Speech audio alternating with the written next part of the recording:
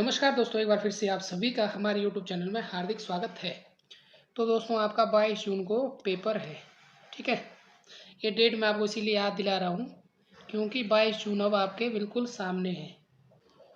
तो शुरू करते हैं दोस्तों। पहला जो प्रश्न है इसमें वो है, प्रत्येक क्रिया की उसके तुल्य और एक विपरीत प्रतिक्रिया होती है, यह न्यूटन का नियम है। तो कौन सा नियम है? तो राइट आंसर क्या है आपका? Option number C. यह कौन सा नियम है? तृतीय नियम है।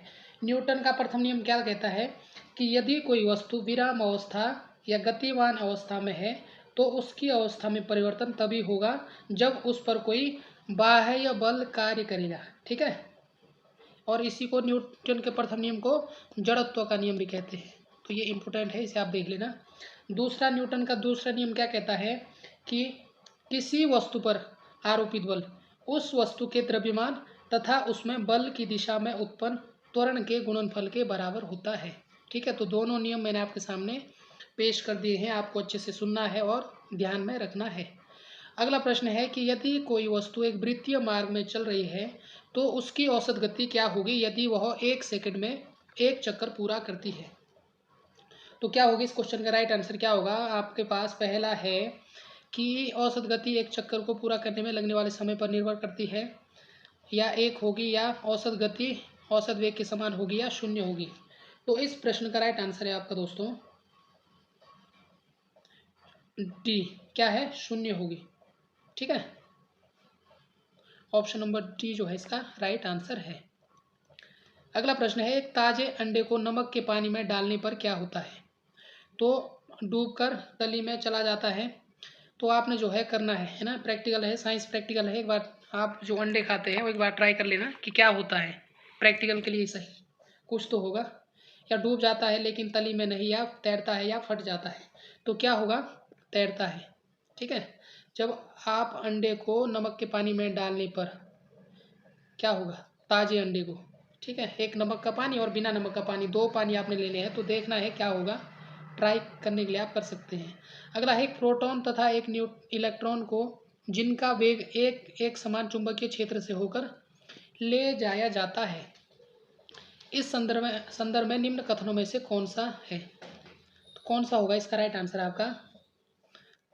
प्रोटॉन तथा इलेक्ट्रॉन पर समान और विपरीत बल होते हैं, या इलेक्ट्रॉन की अपेक्षा प्रोटॉन पर अधिक बल होता है। तो ज़्यादा हम इसमें पढ़ते नहीं, इसका राइट आंसर ये आपका ऑप्शन नंबर ए है। ठीक है, तो क्या होगा इसका? ऑप्शन नंबर ए जो इसका राइट आंसर है। बाकी आप इसे अच्छे से रीड कर लेना। अगला प्रश्न दोस्तों कि एक वस्तु अवतल दर्पण के सामने 20 सेंटीमीटर पर रखी है और प्रतिबिंब दर्पण से 30 सेंटीमीटर की दूरी पर बनता है, तो दर्पण की फोकस दूरी क्या है? तो फोकस दूरी आपको निकालनी है। बिल्कुल सिंपल सा प्रश्न है आपका। तो आपको पता है दर्पण सूत्र क्या होता है? तो दर्पण जो सूत्र होता है दोस्तों आपका होता है 1/u प्लस 1/v बराबर 1/f। यू का मान आपके पास दे रखा है 20 सेंटीमीटर, 1/20 सेंटीमीटर, प्लस वी का मान आपके पास दे रखा है 30 सेंटीमीटर, 1/30 सेंटीमीटर है, 1/f। ठीक है, जब आप इसे सॉल्व करोगे तो ये आपका आएगा कितना? जो फोकस दूरी आएगी आपकी वो आएगी 12 सेंटीमीटर। ठीक है, राइट आंसर है आपका ऑप्शन नंबर सी। अगला प्रश्न है, दिष्ट धारा की आवृत्ति है तो कितनी है? 0, 60 हर्ट्ज, 50 या 100। तो कितनी होगी दोस्तों? 60 का 26 का आपका ऑप्शन नंबर ए 0। ठीक है, दिष्ट धारा क्या होती है? हमेशा एक ही दिशा में बहती है, इसकी जो आवृत्ति रहती है वह 0 रहती है। ठीक है, option number A right answer है। ठीक है, और क्या रहती है? दिष्ट धारा हमेशा क्या रहती है? सदैव एक ही दिशा में बहती है ना, एक ही दिशा में बहेगी। ये भी आपको अच्छे से याद रखना है। अगला है, एक समतल सतह के माध्यम से सतह के लिए सामान्य चुंबकीय प्रवाह घनत्व और सतह के क्षेत्र का गुणज है। तो क्या है? चुंबकीय अति संवेदनशीलता, चुंबकीय अनुकंपन, चुंबकीय प्रवाह या चुंबकीय पल्स। तो क्या होगा? इस प्रश्न का राइट आंसर है आपका ऑप्शन नंबर सी। तो कौन सा है? चुंबकीय प्रवाह। चुंबकीय प्रवाह एक समतल सतह के माध्यम से सतह के लिए सामान्य चुंबकीय प्रवाह घनत्व और सतह के क्षेत्र का गुणज है। ऑप्शन नंबर सी इसका राइट आंसर है। ठीक है, तो ये क्या होता है दोस्तों? ये होता है बराबर बी। ठीक है, जहाँ पर जो है ये क्या आपका चुंबकीय फ्लक्स, चुंबकीय फ्लक्स बराबर क्या होता है? चुंबकीय क्षेत्र गुणा क्षेत्रफल। ये क्या आपका चुंबकीय फ्लक्स। ठीक है। और बी क्या है आपका दोस्तों, ये आपका चुंबकीय क्षेत्र, और ये जो आपका है क्षेत्रफल, ये भी आपको नोट करना है। अगला प्रश्न है, यदि पृथ्वी की त्रिज्या कम हो जाती है और इसका द्रव्यमान स्थिर रहता है तो गुरुत्वाकर्षण के कारण त्वरण का मान होगा। तो गुरुत्वाकर्षण के जो नियम है जो है सारी जो हमने अच्छे से इन सभी के बारे में जो हमने अच्छे से पढ़ा है, जितनी भी हमने टेस्ट सीरीज की है। तो क्या होगा इसमें आपका राइट आंसर,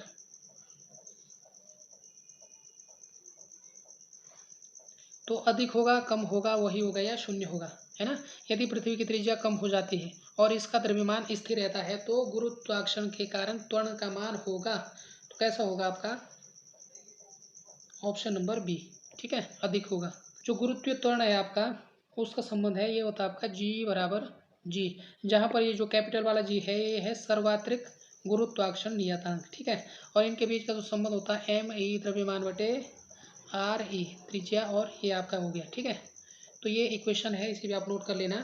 अगला है क्यूरी के नियम अनुसार चुंबकीय प्रवृत्ति पदार्थ के किस परम तापमान के समानुपाती होती है। तो क्यूरी का नियम आपने पढ़ा होगा, तो किसके होती है, तो क्यूरी का नियम आपका क्या कहता है कि जेड एम अनुक्रम जो होता है वो किसके अनुक्रम में 1/T, ठीक है। तो राइट आंसर क्या है आपका option number B 1/T। Faraday का विद्युत चुंबकीय प्रेरण नियम सार्वभौमिक रूप में है, तो कौन सा है फैराडे, बी सी डी या इनमें से कोई नहीं, तो कौन सा है दोस्तों आपका, इसका राइट आंसर है आपका ऑप्शन नंबर सी, ठीक है। अगला है अपवर्तनांक ν1 का एक लेंस अपवर्तनांक ν2 के माध्यम में डूबा हुआ है। लेंस के सतहों की वक्रता त्रिज्या r1 तथा r2 है, उसकी फोकल लंबाई क्या होगी, ठीक है, f बराबर क्या होगी। तो ये भी आपका लेंस से है, तो क्या होगा लेंस की फोकस दूरी, ठीक है, किसमें अपवर्तनांक का एक लेंस अपवर्तनांक ν2 के माध्यम में डूबा हुआ है, लेंस के सतहों की वक्रता त्रिज्या तथा r2 है, उसकी फोकल लंबाई क्या होगी। तो ये होगा दोस्तों आपका 1/f, ठीक है, ν-1 1/r1 माइनस 1/r2, ये इसका सूत्र है, आप नोट कर लेना। जहाँ ν1 क्या है अपवर्तनांक, ये आपके पास ν1 दे रखा है अपवर्तनांक और ν2 दे रखा है लेंस का अपवर्तनांक, ठीक है। तब लेंस का अपवर्तनांक ν बराबर क्या होगा ν1/ν2, जो आपके यहाँ पर दे रखा है ना। तो ν का मान क्या होगा ν1 बटे ν2 बटे ν1, ν1 नहीं होगा ν2 बटे ν1 होगा इसका मान, ठीक है। और बाकी इसके बाद जो आपका जो सूत्र होगा इसके बाद वो होगा 1/f बराबर ν2 ν1 माइनस 1, बाकी आपका सेम रहेगा, जो त्रिज्या आपकी है r1 माइनस 1/r2, ठीक है। ये आपका जो है इसका क्या आएगा फोकल दूरी, तो कौन सा है आपका, ये है आपका दोस्तों ऑप्शन नंबर बी में। तो ये इसका राइट आंसर है, आप एक बार इसे अच्छे से देख लेना किस प्रकार का प्रश्न है, ठीक है, सिंपल सा प्रश्न था ऑप्शन नंबर बी। अगला प्रश्न है, यदि दो गेंदों की त्रिज्याओं का अनुपात 2:1 है तो उनके सीमांत वेगों का अनुपात होगा। तो क्या होगा आपको बताना है, त्रिज्या का अनुपात कितना है 2:1। अब आपको जो है वेग का अनुपात बताना है, तो कितना होगा। तो डायरेक्ट आंसर क्या होगा दोस्तों इसका ऑप्शन नंबर बी। तो कैसा आएगी, जो सीमांत वेग है आपका सीमांत वेग वो बराबर v बराबर 2/9 r का स्क्वायर, ये 9 है, ठीक है। ये आपका रो सिग्मा बटे ईटा यानी क्या बोलते इसे, और दूसरा है आपका g, ठीक है। तो ये जो आएगा बराबर आएगा दोस्तों, ये आएगा आपका कि जो जो v रहता है आपका, जो वेग रहता है सीमांत वेग वो किसका होता है त्रिज्या के अनुक्रमानुपाती, ठीक है। तो ये आता है आपका v1 बटे v2 बराबर r1 बटे r2 का स्क्वायर, क्योंकि ये त्रिज्या के समानुपाती है, समानुपाती है। तो ये आएगा, तो कितनी आपके पास त्रिज्या दे रही है आपके पास 2:1 है, तो r1 आपके पास 2 है और r2 आपके पास 1 है, तो r1 आपका ऊपर है r2 नीचे है, तो मान आपको रखेंगे 2/1 और इन दोनों का स्क्वायर करोगे तो आएगा 4/1, तो जो किसका अनुपात में आपका ऑप्शन नंबर बी, ठीक है। 32 का राइट आंसर क्या है ऑप्शन नंबर बी, जो इसका राइट आंसर है। अगला क्वेश्चन है दोस्तों कि एक 5 किलोग्राम का बॉक्स क्षैतिज से 60 डिग्री के कोण पर 25 न्यूटन के बल द्वारा स्थिर गति से किसी फर्श पर सीधा सरकाया जाता है। घर्षण बल का अधिकतम मान क्या होगा जो बॉक्स की गति को बाधित करता है। तो घर्षण बल का आपने मान निकालना है, ठीक है। 5 किलो का बॉक्स है ना, 60 डिग्री के कोण पर जो है 25 न्यूटन के बल द्वारा स्थिर गति से किसी फर्श पर जो है सरकाया जाता है, ठीक है। तो आपने निकालना है किस प्रकार से इसका आंसर आएगा। तो आपको बताना है राइट आंसर क्या होगा। तो सिंपल सा प्रश्न है दोस्तों, आपको कुछ नहीं करना है, बस आपको एक बॉक्स बनाना है। माना कि क्या है आपकी, है ना, ये आपका क्या है, धरती है या कुछ भी है, फर्श है आपका, है ना। इसके ऊपर आपका क्या है, कोई वस्तु है, ठीक है। ये बॉक्स है आपका, और ये जो आप खिसकाते हैं इसको आपने खिसकाना है।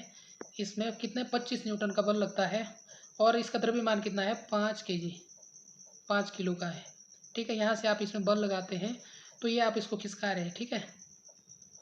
तो कितना लग रहा है, 25 न्यूटन का बल लगता है आपका। इस प्रकार से ये बनता है आपका यहाँ पर 60 डिग्री के कोण पे जो है 25 डिग्री का क्या लगता है, बल लगता है। तो ये आपका 60 डिग्री कोण है, ये आपका क्या होगा यहाँ पे 25 cos 60, ठीक है। और यहाँ पर क्या होगा 25 sin 60। बस ये साइन कॉस के इन्हीं के मान आपको याद रखने हैं। तो f बराबर कितना है आपका 25 cos 60। तो cos 60 का मान आपको पता है कितना होता है, तो 25 गुणा 1/2, है ना, 1/2 होगा। तो जब आप इसको सॉल्व करोगे तो आएगा आपका 12.5 न्यूटन, ठीक है। तो 2 का भाग आप 25 में दोगे तो कितने बार जाएगा, 12 दूनी 24, 12.5। ऑप्शन नंबर जो भी आपका यहाँ पर है कौन सा, ऑप्शन नंबर बी है जो आपका इसका राइट आंसर होने वाला है, ठीक है। तो इम्पोर्टेंट है, इसे आप अच्छे से नोट कर लेना, आपके एग्जाम में जो है हेल्पफुल होने वाला है। तो बढ़ते हैं, अगला प्रश्न है दोस्तों आपका, अगला है ऑक्सीकरण, है ना। अब आता है आपका केमिस्ट्री।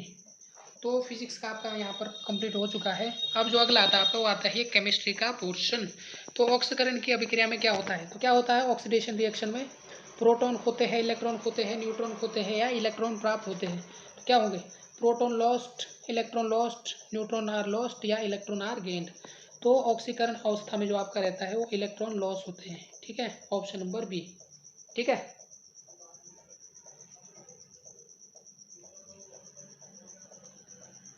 ऑप्शन नंबर बी इसका राइट आंसर है। बाकी आपको जो ऑक्सीडेशन रिएक्शन है, रिडक्शन रिएक्शन है, दोनों को एक बार अच्छे से रीड करना है। अगला है ऑक्सीकरण अभिक्रिया में क्या होता है, सेम क्वेश्चन था, ठीक है।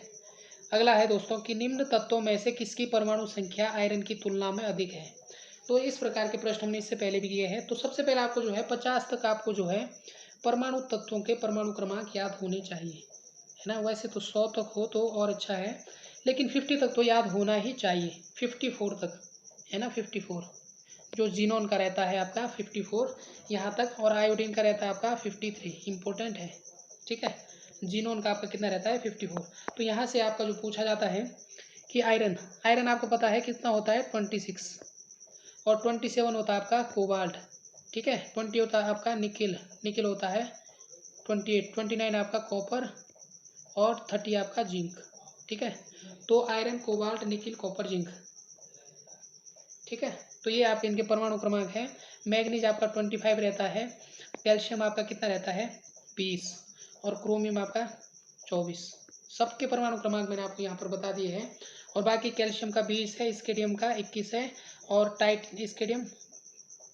टाइटेनियम का आपका 22 है, बेनेडियम का 23 है, और क्रोमियम का 24 है, मैग्नीज का 25, iron, cobalt, nickel, copper, zinc. इस प्रकार से आपको कम से कम 50 तक याद रखने हैं। तो कि कौन सा इसमें आपका कौन सा है, कोबाल्ट है जिसका कितना रहता है 27, ऑप्शन नंबर बी। सिंपल सा प्रश्न था, ठीक है। अगला प्रश्न है दोस्तों, बाकी एक जो है ये आप याद रखना है, जो क्रोमियम की ऑक्सीओ पूछी जाती है, इलेक्ट्रॉनिक विन्यास, इलेक्ट्रॉनिक विन्यास इसका पूछा जाता है, आप देख लेना इसका इलेक्ट्रॉनिक विन्यास। और 29 आपका कॉपर का, ठीक है। इन दोनों का इलेक्ट्रॉनिक विन्यास पूछा जाता है। शक्कर के किण्वन के दौरान कौन सा यौगिक हमेशा बनता है, तो बताइए कौन सा बनेगा। आपके ऑप्शन है Maithil alcohol, ethyl alcohol, acetic अम्ल या एथिलीन। तो कौन सा बनेगा दोस्तों आपका, इसका राइट आंसर है आपका ऑप्शन नंबर बी। शक्कर के किण्वन के दौरान हमेशा इथाइल एल्कोहल बनेगा, ठीक है, जिसे एथिल अल्कोहल के नाम से भी जाना जाता है। तो शक्कर का किण्वन आपको जो रिएक्शन है मैं आपको बता दूं, शक्कर आपकी क्या होती है, ग्लूकोज, पढ़ा होगा आपने, C6H12O6, ठीक है। जब इसका किण्वन होता है तो ये टूट जाती है अल्कोहल में, 2C2H5OH प्लस 2CO2, ठीक है। तभी तो अंगूर के किण्वन से क्या बनाई जाती है, अल्कोहल, है ना। आपने देखा होगा गुड़ को दारू बनाने में उसका उपयोग किया जाता है अल्कोहल, चीनी को किया जाता है, ठीक है। तो ये है, तो शक्कर का जब आप किण्वन करोगे तो क्या प्राप्त होगा, अल्कोहल, और साथ में कौन सी गैस निकलेगी आपकी, कार्बन डाइऑक्साइड।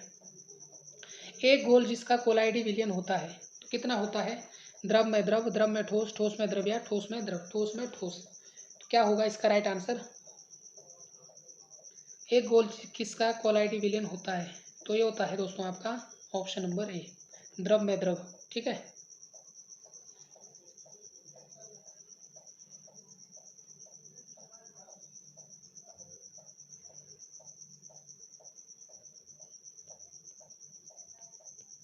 अगला है हरित ग्रीन हाउस प्रभाव होता है, किस में है आपको बताना है, ग्रीन हाउस प्रभाव।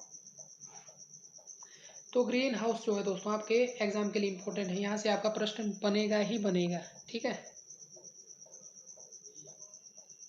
तो ये ग्रीन हाउस प्रभाव में जो गैसें हैं आपकी आती है, एक तो कार्बन डाइऑक्साइड आती है, ठीक है, और दूसरा आपका क्या आता है, जलवाष्प, और तीसरी आपकी जो गैस आती है दोस्तों आपकी मीथेन, आपको पता है मीथेन का सूत्र होता है CH4, ठीक है, और चौथी गैस आती है आपकी CFCS, क्लोरोफ्लोरोकार्बन्स, ठीक है, जो सबसे ज़्यादा जो है प्रभाव डालती है, प्रदूषण का सबसे ज़्यादा स्रोत ये है, ये इसे ऐसे गोलों को, ठीक है। तो राइट आंसर क्या है आपका, ऑप्शन नंबर सी। अगला प्रश्न है दोस्तों कि H+ बिलियन का pH होगा 2 × 10⁵ तो बताना है कितना होगा इसका pH। pH का सूत्र क्या होता है दोस्तों आपका, pH बराबर जो होता है तो कैसे निकालते हैं pH, ये होता है -log H+, ठीक है। तो यहाँ पर आपके पास दे रखा है, मान आपके पास दे रखा है, तो -log 2 × 10⁻⁵, ठीक है। तो जब आप इसको सॉल्व करोगे तो जो ये आएगा आपका log 2 - log 10⁻⁵, ठीक है। अब log 2 का मान कितना होगा, तो आएगा आपका, देखिए अब ये संख्या जो है ये 5 पहले आ जाएगी log के, है ना, log 2 - 5 log 10, मैथ वाले आसानी से जो है इसे समझ गए होंगे कैसा आया। और बाकी जो है दोस्तों बराबर ये आएगा आपका -log 2, फिर आएगा आपका +5 log 10, ठीक है, क्योंकि माइनस का 5 था, जब इधर आएंगे तो क्या होगा, माइनस माइनस प्लस।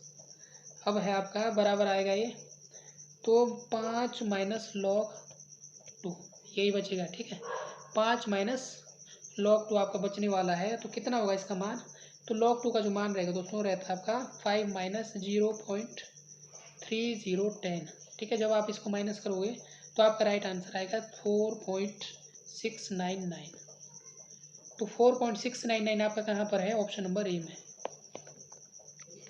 तो log का भी आपसे फॉर्मूला पूछा जा सकता है, तो log बराबर जो pH का फॉर्मूला पूछा जा सकता है, pH बराबर होता है -log H+, ठीक है। तो ये आप नोट कर लेना, ये पूछा जा सकता है, प्रश्न आए ना आए लेकिन फॉर्मूला आ सकता है। अगला है जीरोफ्थलीन निम्न में से किसकी अल्पता के कारण होता है, तो जीरोफ्थलीन एक रोग है दोस्तों, टोकोफेरोल, एग्रोकैल्सिफेरोल, बायोटीन या रेटिनॉल। तो आपको बताना है किसकी कमी के कारण होता है, तो रेटिनॉल किसके कारण होता है, रेटिनॉल विटामिन ए, ठीक है, ये इसका राइट आंसर है ऑप्शन नंबर ए। अगला प्रश्न है कार्बन, हाइड्रोजन, ऑक्सीजन, नाइट्रोजन और सल्फर की विद्युत ऋणात्मकता क्रमश 2.5, 2.1, 3.5, 3.0, 2.5 है, निम्न में से कौन सा बंध सबसे अधिक ध्रुवीय है, कौन सा बंध सबसे अधिक पोलर है दोस्तों, आपको बताना है, जिसमें जो है जितना ज़्यादा इलेक्ट्रॉन नेगेटिव का डिफरेंस रहेगा उतना ही वह पोलर रहेगा, ठीक है, कौन सा रहेगा, तो ऑक्सीजन की जो है आपका यहाँ पर देख सकते हैं इलेक्ट्रॉन नेगेटिविटी कितनी है, 3.5, ठीक है, तो सबसे ज़्यादा ऑक्सीजन की है। तो ऑक्सीजन और हाइड्रोजन के बीच में जो बॉन्ड रहेगा आपका वो पोलर रहेगा, ऑप्शन नंबर ए। क्यों? जैसे ज़्यादा आपकी जितनी ज़्यादा आपकी इलेक्ट्रोनेगेटिविटी होगी, जितनी ज़्यादा आपकी इलेक्ट्रोनेगेटिविटी यानी कि विद्युत ऋणात्मकता का डिफरेंस होगा, तो उतना ज़्यादा आपका कैसा बॉन्ड बनेगा? पोलर बॉन्ड बनेगा। इससे पहले वाली वीडियो में भी हमने चर्चा की थी। तो यहाँ पर अगर आपसे एक सवाल तो आपका ये पूछा कौन सा पोलर बॉन्ड बनेगा, ठीक है। दूसरा सवाल आपसे क्या पूछ सकता है कि इनमें से जो है किसकी जो विद्युत ऋणात्मकता का घटता हुआ क्रम, बढ़ता हुआ क्रम, ठीक है, ये भी पूछ सकता है। तो आपको यहाँ पर देखना है। तो सबसे ज़्यादा इलेक्ट्रोनेगेटिव किसकी? ऑक्सीजन की है। दूसरे नंबर पे आपकी किसकी है? नाइट्रोजन की, ठीक है।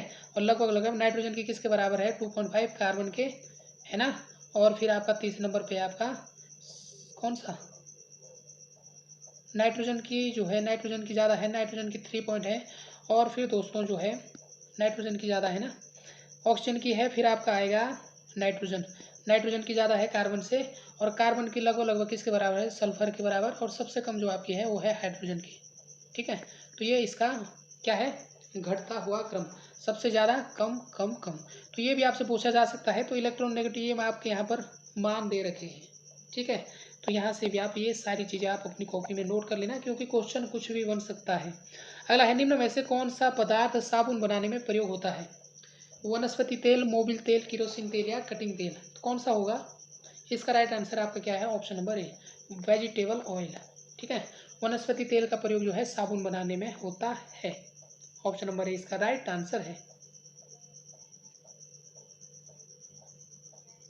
कैसे है? जैसे नारियल है आपका, कॉस्ट आपका दूसरा हो गया मूंगफली, और तीसरा आपका हो गया अरंडी।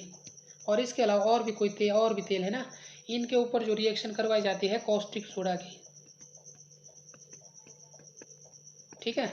और या तो आपका caustic potash, caustic potash, sodium hydroxide या पोटेशियम हाइड्रोक्साइड, ठीक है। इनकी जी रिएक्शन जब आप करवाते हैं तब जाके आपका कौन सा होगा? साबुन, ठीक है, साबुन बनेगा। तो इम्पोर्टेंट है आपके एग्जाम के लिए। अगला प्रश्न है दोस्तों, अगला है, निम्न में से कौन सा एक बायोडिग्रेडेबल बहुलक है? कौन सा है? प्राकृतिक रबर, टेरिलिन, पॉलिन, लैक्टिक अम्ल या पीवीसी? तो ये भी आपका इम्पोर्टेंट प्रश्न है, प्राकृतिक रबर है, ठीक है। अगला है, एक नया कार्बन बंध बनाना संभव है तो किसके कारण? कैनिजारो अभिक्रिया में, क्लेरेमिंसन अपचयन में, उल्फ किश्नर अपचयन में या राइमर टीमेन अभिक्रिया में? तो इसमें है ऑप्शन नंबर डी आपका इसका राइट आंसर है। तो इसमें आपका जो है, तो रीमैन टीमेन अभिक्रिया में जो है आपका कार्बन कार्बन बंध बनाना संभव है। तो रीमैन टीमेन रिएक्शन क्या होती है दोस्तों? आपका ये आपका क्या है? बेंजीन है, ठीक है। इसके ऊपर आप अगर OH ग्रुप लगाओगे तो इसका नाम क्या हो जाता है? फिनॉल। जैसे ही आप इसकी क्लोरोफॉर्म CHCl3 है ना, क्लोरोफॉर्म के साथ रिएक्शन करवाते हैं, present of base 3NaOH, sodium hydroxide और पोटेशियम आयोडाइड की उपस्थिति में, तो ये आपका जो बनता है वो बनता है फिनॉल के ऊपर आपका एक OH ग्रुप और दूसरा आपका CHO, है ना। ये बनता है आपका सैलिसिल्डिहाइड जो इसे जाना जाता है। और साथ में बनता है आपका plus NaCl 3NaCl plus 2H2O, सैलिसिल्डिहाइड बनता है दोस्तों आपका। तो ये आप नोट कर लेना, ऑप्शन नंबर डी, रीमर टीमन अभिक्रिया में जो है कार्बन कार्बन के बीच में आपको बंध बनाना संभव है। अगला है, जब प्रोपाइन की मरकरी सल्फेट की उपस्थिति में H2SO4 तनु से क्रिया कराई जाती है तो बनने वाला उत्पाद क्या होगा? प्रोपेनॉल, प्रोपिनॉल, हाइड्रोसल्फेट एसीटोन या प्रोपेनॉल? क्या होगा दोस्तों? तो आपको बताना है इसका राइट आंसर। तो राइट आंसर आपका ऑप्शन नंबर सी, क्या होगा? एसीटोन। तो क्या है, किसकी प्रोपाइन की रिएक्शन करवाते हैं आप, है ना, HgSO4 की उपस्थिति में।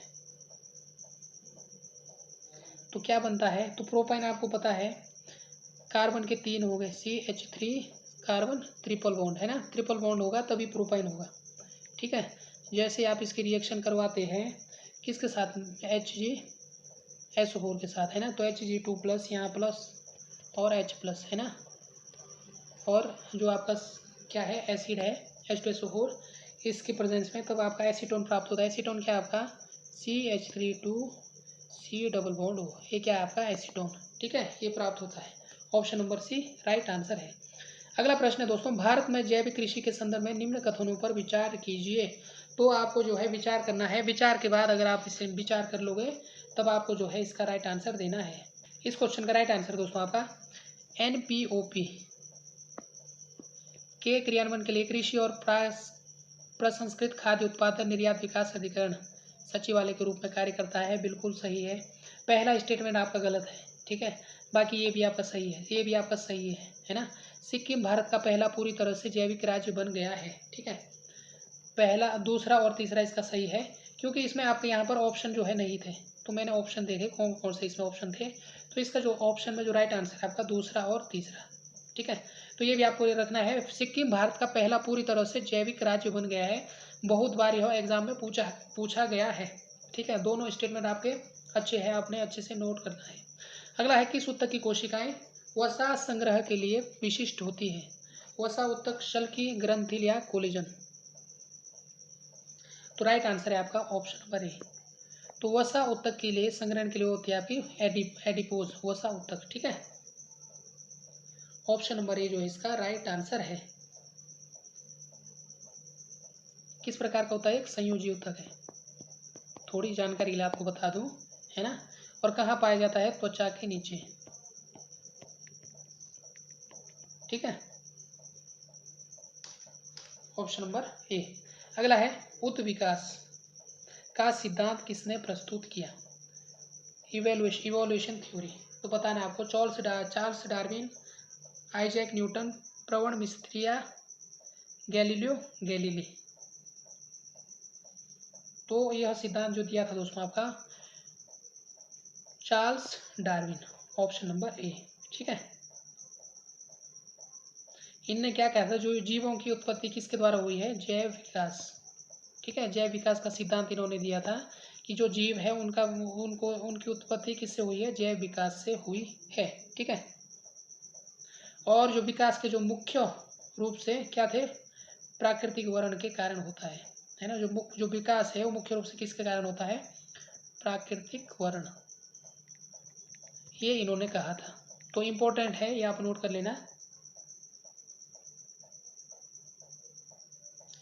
बैरी बैरी रोग निम्न में से किसी कमी से होता है? सिंपल सा प्रश्न है, लेकिन आपके B2, B1, B12 और ई आपका नहीं होगा। बैरी बैरी विटामिन बी की कमी से होता है। तो कौन सा विटामिन है आपको बताना है। विटामिन यहाँ पर 3 है, B1, B2, B12। तो कौन सा रहने वाला है? राइट आंसर है आपका विटामिन B1, ठीक है। विटामिन B1 की कमी से बैरी बैरी रोग होता है। B2, B3 बाकी जो विटामिन है वो आपको लिखना ही है। विटामिन से संबंधित आपका प्रश्न आने ही वाला है, या तो मिलान में आएगा या तो आपका किस में आएगा दोस्तों, या तो आपका इस प्रकार से सिंपल प्रश्न पूछा जाएगा। कौन कौन से प्रश्न बन सकते हैं? या तो रोग बनेगा, या तो उनके नाम बनेंगे, ठीक है, या तो पूछा जाएगा कि विटामिन B1 के स्रोत कौन कौन से, या तो उनके स्रोत बनेंगे। तो बस 3 प्रकार के प्रश्न बनेंगे, ज़्यादा नहीं बनेंगे। या तो रोग कि कौन सा रोग होता है कमी से, या तो आपके नाम पूछा जाएगा कि रासायनिक नाम क्या है विटामिन B1, B2, ठीक है। तो सारे आपने पढ़ने हैं, vitamin B1, B2, B3, B6, B7, B12 और साथ में ABCDE, है ना। ये सारे विटामिन आपको पढ़ने हैं। अगला है, इनके नाम भी देखने हैं और इनकी कमी से रोग, और साथ में अगला है, एस्परजिलस के लैंगिक जनक अंग कौन से हैं? कौन सा है एस्परजिलस का लैंगिक जनक अंग कौन सा है? तो इसका है दोस्तों आपका पुंदानी और एस्कोधानी, ठीक है। क्या है? एक कवक प्रजाति से मिलकर बना होता है, ठीक है। कवक प्रजाति से मिलकर बना होता है आपका एस्परजिलस। इसमें लैंगिक जनन अंगों के लिए पुंदानी और एस्कोदानी का यूज होता है, ठीक है।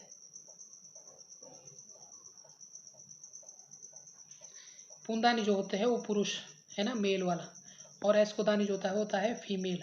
और इन दोनों को क्या कहते हैं? युग्म दानी, ठीक है, दोनों को मिला के। तो नोट कर लेना आप। अगला है, ईस्ट एक है, क्या है? बैक्टीरिया है, कवक है, शैवाल है, ब्रायोफाइटा है। बैक्टीरिया, फंजाई, एल्गी या ब्रायोफाइटा? क्या है ईस्ट? ईस्ट बहुत ही इंपॉर्टेंट है दोस्तों आपका, बहुत ही बार एग्जाम में जो है यहाँ से इससे प्रश्न बनता है। इसमें आप चाहे 5 स्टार लगा देना। तो ईस्ट क्या है? एक कवक है, ठीक है, फंजाई आपका, है ना। कैसा होता है? मृतोपजीवी, ठीक है, मृतोपजीवी होता है। और एक कोशिकीय होता है। कैसे होता है? एक कोशिकीय।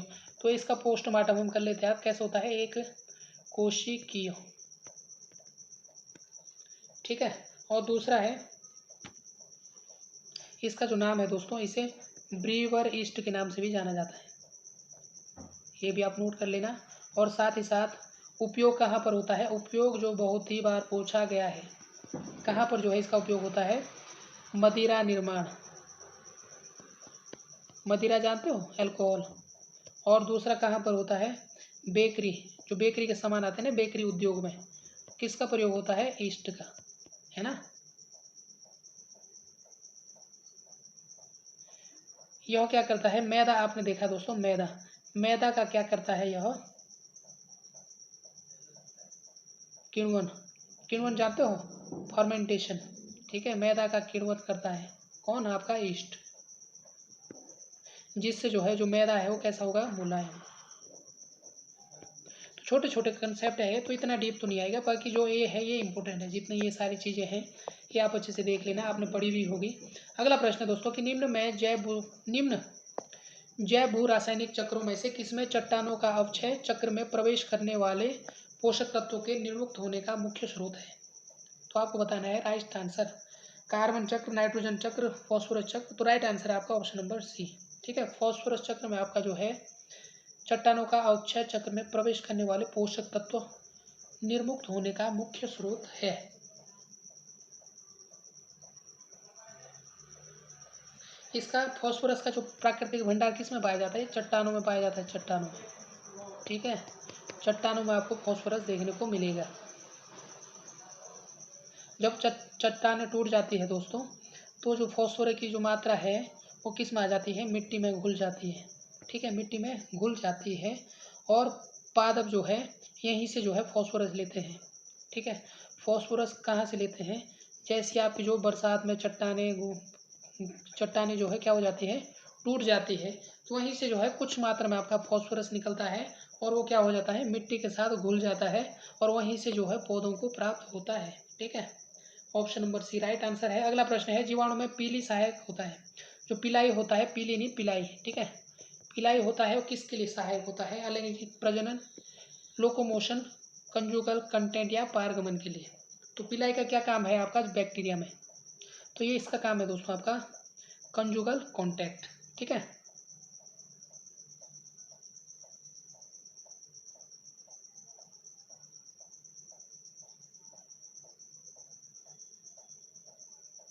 जोड़ने का कार्य करता है। ठीक है, किसका काम? जोड़ने का कार्य करता है। बाकी आप पढ़ लेना, जो आपका बैक्टीरिया है उसी में आप जो है ये सारी चीज़ें पढ़ लेना। अगला है, निम्न शैवालों में से किसका किस एक का जननांग द्विगुणित होता है? तो जिग्नेमा, सर्गेसम, आइडोगोनियम या पॉलीसाइफोनिया। तो किसका होता है? Which one of the following algae has diploid sex organs? किस में होता है डिप्लॉइड सेक्स ऑर्गन? ये होता है आपका सर्गेसम। बहुत बार एग्जाम में पूछा गया है सर्गेसम। ठीक है, ऑप्शन नंबर बी इसका राइट आंसर है।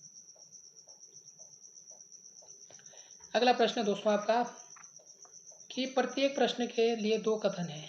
तो ठीक है, तो कथन देख लेते हैं, प्रश्न नहीं पढ़ेंगे। तो ये है दोस्तों आपका, एक पोषक स्तर से दूसरे पोषक स्तर तक पहुंचने में प्रयोग ऊर्जा की मात्रा स्थिर रहती है। तो क्या ये कथन सही है?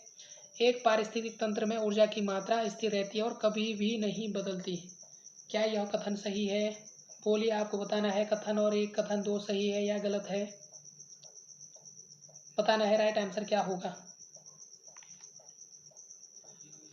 आपको जो है इस प्रश्न का राइट आंसर बताना है। क्या होगा दोस्तों आपका? तो दोनों कथन जो है गलत है। ठीक है,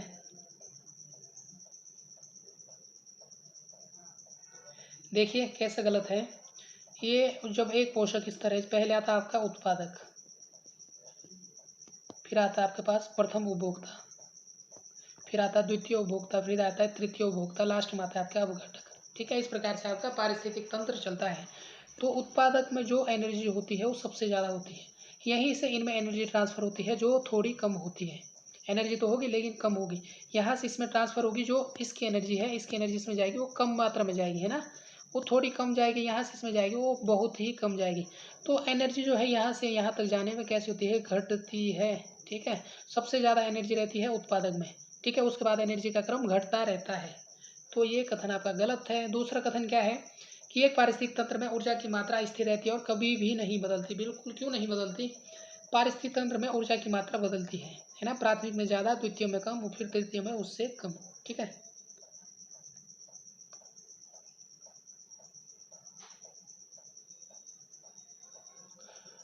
तो ऊर्जा पारिस्थितिक तंत्र में जब ऊर्जा का एक स्थान से जब दूसरे में जाएगी एनर्जी, तो कुछ ऊर्जा दोस्तों जो है यहाँ से निकल जाती है। ठीक है, जब ऊर्जा का स्थानांतरण होता है तो ऊर्जा का रूपांतरण होता है तो कुछ ऊर्जा जो है निकलती है ना, ऊर्जा का ह्रास होता है।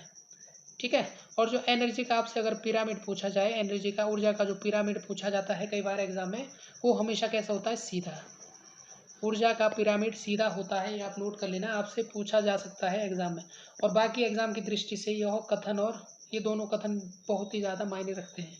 ठीक है, अगला है उस पौधे का नाम बताइए जिसके राइजोम में उभयतल फ्लोएमी नालरंभ पाया जाता है। तो कौन सा है, इक्विस्टम, सालेजिनेला, लाइकोपीडिया या मार्सिलिया। तो कौन सा है इस प्रश्न का राइट आंसर आपका ऑप्शन नंबर डी, मार्सिलिया। ठीक है, मार्सिलिया में आपका क्या पाया जाता है, ये पाया जाता है राइजोम में उभयतल फ्लोएमी, है ना, एम्फी फ्लोइक सिफोनेस्टेल। ठीक है, अगला प्रश्न दोस्तों, फल जिसमें फल भित्ति एवं बीज चोल संगलित होते हैं वो कहते हैं, तो क्या कहते हैं। तो राइट आंसर बताना आपको, इसको कहते हैं दोस्तों कैरियोप्सिस। ठीक है, फल जिसमें क्या होता है, फल भित्ति और बीज चोल, उसे कहते हैं कैरियोप्सिस। ठीक है, ऑप्शन नंबर इसका राइट आंसर है। किस में पाया जाता है कैरियोप्सिस, पोएसी कुल, जो भी पोएसी कुल के पौधे हैं, है ना, पादप है जिनमें फल बनता है, उसकी यह विशेषता है, इम्पोर्टेंट है। अगला प्रश्न है, निम्न में से कौन सा व्यावसायिक इमारती लकड़ी देने वाला पौधा नहीं है। कौन सा है, राइट आंसर आपको बताना है, moringa, oleifera, tectona grandis, Mangifera indica या डलबर्जिया सीसो।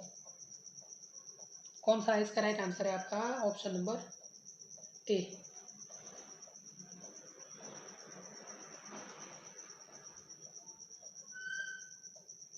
Option number A. ठीक है, मोरिंगा ओलिफेरा।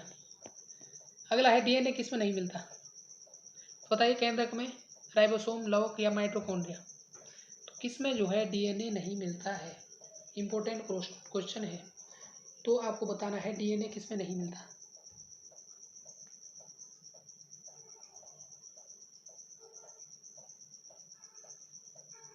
तो सिंपल सा है, केंद्रक में भी आपका डीएनए पाया जाता है, बिल्कुल पाया जाता है।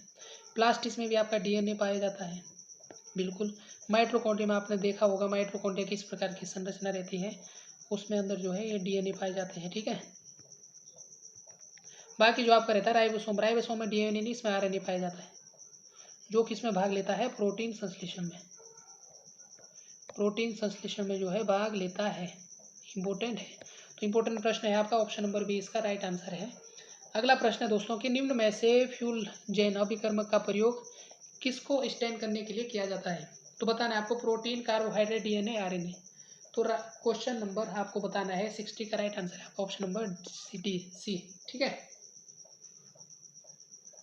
डीएनए को स्टोन करने के लिए जो है फ्यूल जैन अभिकर्मक का प्रयोग किया जाता है, ऑप्शन नंबर सी इसका राइट आंसर है। ठीक है, डीएनए की पहचान करने में इसका उपयोग किया जाता है। ठीक है, ऑप्शन नंबर सी।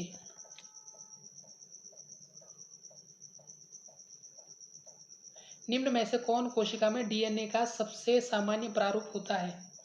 तो आपको बताना है, तो ये होता है आपका B DNA, option number B जो इसका राइट आंसर है।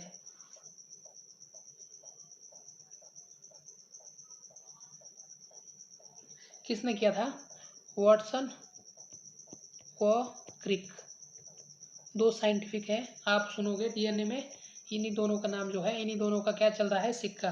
ठीक है, उन्हीं ने जो है इनके बारे में डिस्क्राइब किया था, किसके बारे में, बी डीएनए के बारे में, है ना। यह सबसे सामान्य प्रारूप है डीएनए का। अगला है प्राकृतिक चयन के द्वारा जातियों का उद्भव का सिद्धांत किसने दिया था। तो आपको बताना है किसने दिया था। तो ये दिया था दोस्तों आपका option number A, Charles Darwin. तो चार्ल्स डार्विन से संबंधित हमने जो है काफ़ी सारे प्रश्न जो है यहाँ पर इस सीरीज में बहुत सारे क्वेश्चन कर लिए हैं। ठीक है, तो आपको ये इम्पोर्टेंट है, इसे आप देख लेना। अगला है कीरेटिनोसाइट पाए जाते हैं, किस में पाए जाते हैं, किस स्किन में, किडनी में, लंग्स में या ब्रेन में। तो राइट आंसर आपका ऑप्शन नंबर बी। तो कैरेटिनोसाइट जो पाए जाते हैं, कैरेटिनोसाइट वो पाए जाते हैं आपके स्किन में, त्वचा में पाए जाते हैं। ठीक है, कैरोटीन की आपकी त्वचा बनी होती है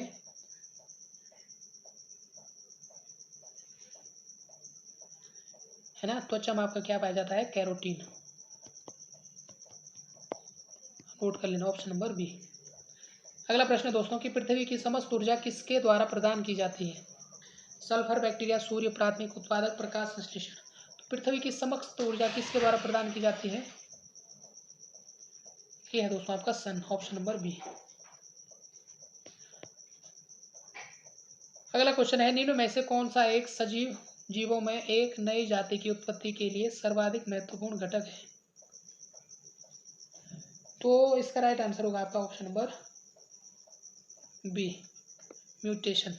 ठीक है, उत्परिवर्तन जो है आपका सजीव जीवों में एक नई जाति की उत्पत्ति के लिए सर्वाधिक घटक है, ऑप्शन नंबर बी।